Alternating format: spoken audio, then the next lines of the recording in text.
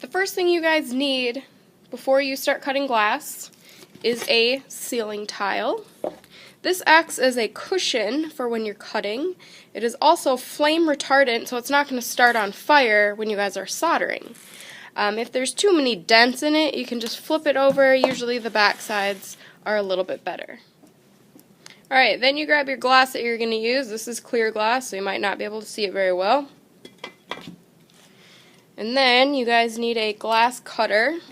This will cut or score your glass. It has a little blade down here that spins, and it's important to keep this in the oil. There's oil and steel wool in here, and that keeps the blade lubricated. This little ball on the end of the cutter, this is for tapping underneath the glass where you score it.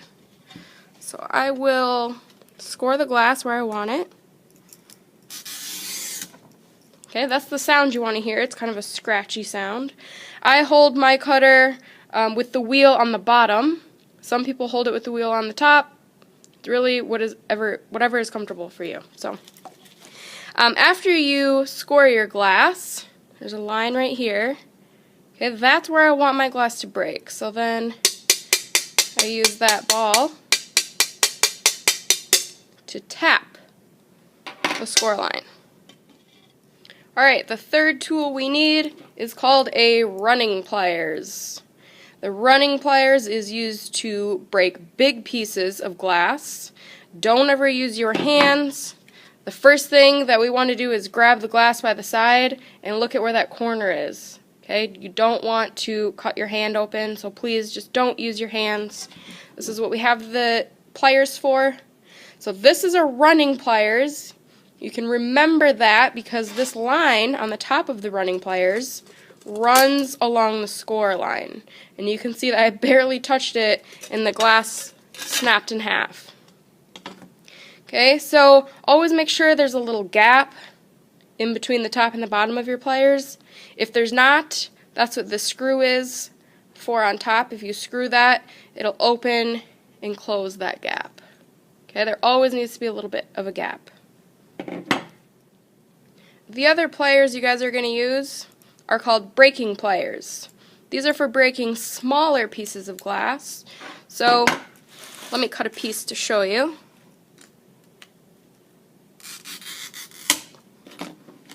Alright, so I just have to break off this corner of the glass. I don't need the running pliers to do that. I'm just going to use this smaller breaking pliers.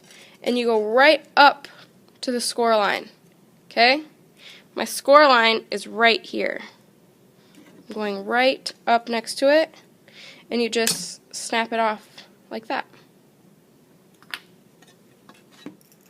This is a glass grinder. This is what grinds each piece of glass all the way around the edges. I'm going to show you really quick how to put it together. Okay, you're going to take this maroon tub and put this hole right on here. Okay, then you're going to fill it up with water. Go all the way to this line that you see back here. Alright, then you're going to take this white grid part and put it right on top. And then find this white piece that goes in here and it will hold the wet sponge. So this sponge has to be touching that water down there so it can clean your grinding bit off as it spins. This is your grinding bit.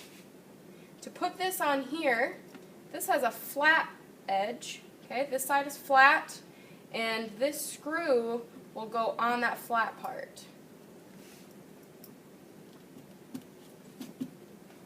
Alright, make sure it's down far enough. Then we tighten it up by turning it all the way to the right. Right, power button's over here. So this spins around, and then this sponge soaks up that water and keeps this grinding bit clean.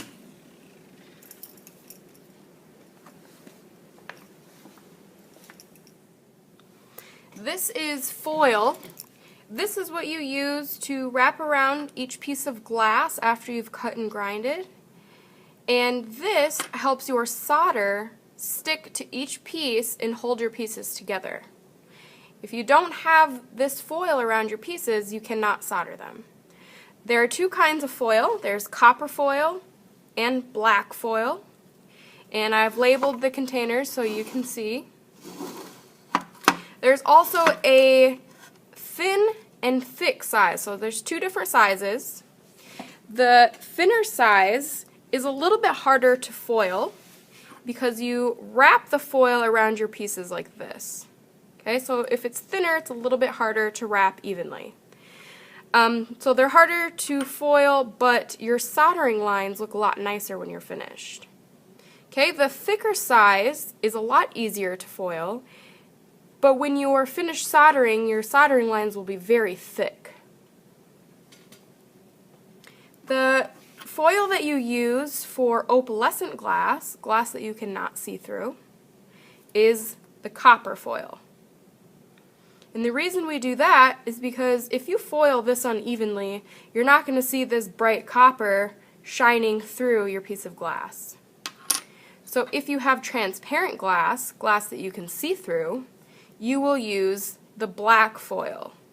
And it will be less noticeable if you foil it unevenly when it's hanging up in your window. This is where you guys are going to solder. So to solder your stained glass piece, first you will need flux. And flux is an oily liquid that helps the solder stick to your foil. So you wipe the flux onto all of your copper foil before you solder. And then the solder comes on a little roll. Otherwise we have scrap pieces in these little jars. And the solder is what you melt to hold all of your glass pieces together. And to melt that solder, you need a soldering iron. The iron sits in an iron stand, and the stand has a wet or damp sponge in it. And the sponge is to keep the tip of the iron shiny and clean.